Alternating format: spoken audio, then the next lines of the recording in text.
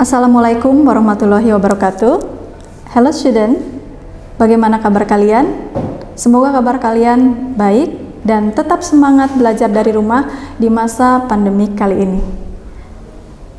Topik yang akan kita bahas kali ini adalah explanation text. Explanation text merujuk pada kompetensi dasar, pengetahuan, dan keterampilan, di mana siswa mampu membedakan fungsi sosial, struktur teks, dan unsur kebahasaan beberapa teks explanation lisan dan tulis dengan memberi dan meminta informasi terkait gejala alam atau sosial yang tercakup pada mata pelajaran kelas 11 sesuai dengan konteks penggunaannya. Dan keterampilan, siswa diharapkan menangkap makna secara kontekstual terkait fungsi sosial, struktur teks, dan unsur kebahasaan teks explanation lisan dan tulis terkait gejala alam, sosial, budaya yang tercakup dalam mata pelajaran lain di kelas 11. Baik, pelajaran sebelumnya kalian membahas tentang cause and effect, di mana materi tersebut merujuk atau penting kita bahas mengacu pada teks yang akan kita bahas kali ini. So, what is explanation text? Explanation is a text which tells processes relating to forming of natural, social, scientific, and cultural phenomena. And the purpose of explanation to say why and how about the forming in the phenomena. Maksudnya adalah bahwa teks tersebut menjelaskan tentang proses alam, sosial, sains, dan budaya. Dan tujuannya adalah untuk menjelaskan bagaimana, mengapa itu terjadi. Jadi ini berbeda dari proses di dalam prosedur teks. Kalian bisa membedakannya nanti di akhir pembelajaran. Baik, selanjutnya struktur teks dari explanation text. Ada 3, tentunya diawali dengan judul. Intinya, first, a general statement to describes or identifies the phenomenon. Mengidentifikasi terlebih dahulu apa itu gejala alam yang akan kita jelaskan, atau tentang sosial ataupun budaya. Lalu yang kedua adalah sequence of explanation to tell how or why the features of process change. What should show cause and effect. Seperti yang saya sebutkan tadi, bahwa cause and effect ini muncul di dalam penjelasan proses, seperti because of, since, due to, dan sebagainya. The third, conclusion and application sums up the explanation and talks about its explanations. Meresum atau menyimpulkan apa yang sudah kita jelaskan sebelumnya. Itu 3 struktur dari explanation text. Next, language features atau ciri kebahasaan yang tertera di dalam explanation text. Bahwa teks tersebut berasal dari pertanyaan penulis, bisa berasal dari pertanyaan penulis terkait why dan how terhadap suatu fenomena yang ada. Dan diangkat dari fenomena, maka fokus materinya bukan pada bendanya atau orangnya, melainkan pada kegiatan atau peristiwa yang terjadi pada orang atau benda tersebut. Yang kedua atau yang ketiga, using simple present tense. Using simple present tense tentu saja karena ini terjadi explanation text ini menceritakan fenomena yang terjadi sekarang-sekarang, sehingga menggunakan simple present tense, di mana ada 2 jenis simple present tense. Kalian bisa menggunakan verbal sentence and nominal sentence. Yang ketiga, using action verbs. Tentu saja action verbs selalu muncul di dalam kalimat. Contohnya seperti by, start, overs, describes, happen, dan sebagainya. Selanjutnya, penggunaan passive voice. Contoh passive voice, many cities were flooded. Schools were still closed during the pandemic. Ciri khas dari passive voice, setelah subjek itu akan diikuti dengan were, itu adalah to be, and flooded and closed itu verb 3 atau past participle. Selanjutnya, text explanation ini menggunakan cause and effect.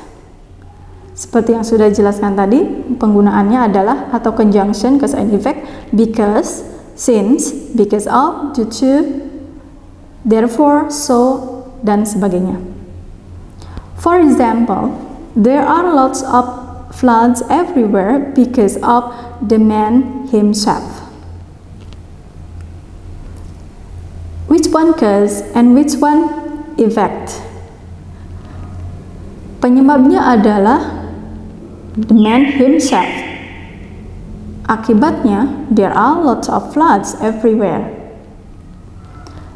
Contoh yang kedua, since the using of mask is very important, it will prevent transmission of COVID-19. Kalimat tersebut juga menunjukkan cause and effect. Artinya adalah ada sebab, ada akibat. Baiklah, untuk selanjutnya teks tersebut menggunakan technical terms atau kata-kata istilah sains. Contohnya evaporate, condensation, and virga. Lihat contoh dari explanation text. Kalau kita lihat dari gambar, ini menjelaskan bagaimana itu gempa terjadi. So, this text started by title How Earthquakes Happen. Lihat, ada 3 paragraf sesuai dengan generic structure dalam explanation text. Paragraf pertama diawali dengan general statement, yaitu penjelasan umum terlebih dahulu. Apa itu yang disebut dengan earthquake, gempa bumi? Lalu yang kedua, sequence of explanation, bagaimana gempa itu terjadi, prosesnya. And the last, conclusion, kesimpulan. Baik, kita jelaskan satu persatu. Paragraf pertama adalah tentang general statement, pernyataan umum. Kalau kita lihat dari teksnya, ini menyatakan bagaimana atau apa itu an earthquake. Paragraf kedua, sequence of explanation, adalah penjelasan tentang bagaimana earthquake bisa terjadi. Gempa bumi bisa terjadi pada dasarnya adalah karena rock underground suddenly breaks along a fault. Informasi ini kita temukan di dalam teks. Penjelasan lainnya adalah tentang kronologi how rock underground breaks along a fault. Paragraf ketiga, closing, yang menerangkan bahwa pergeseran lempeng bumi terus terjadi dan menerangkan bahwa titik di bawah bumi di mana batu mengalami patahan. Informasi ini tertera di dalam teks where the rock breaks. Disebut sebagai focus of the earthquake, and tempat di atas titik tersebut disebut epicenter of earthquake.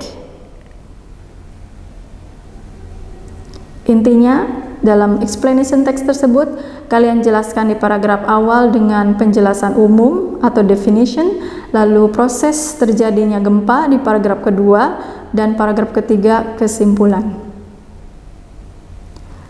Kita bandingkan lagi contoh teks yang kedua.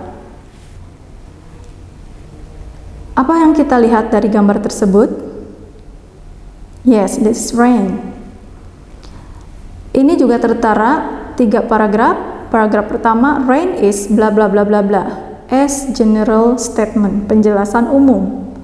And then the second paragraph, the phenomenon of rain is actually a water cycle. Dan seterusnya, ini adalah kronologis bagaimana terjadinya hujan. And last, in the third paragraph closing, however, Not all rain reaches the surface. Some evaporates while falling through dry air. This is called virga, a phenomenon which is often seen in hot, dry, desert regions. Baiklah siswa, dari teks yang kedua ini, saya ingin kalian mencoba untuk mencari informasi rinci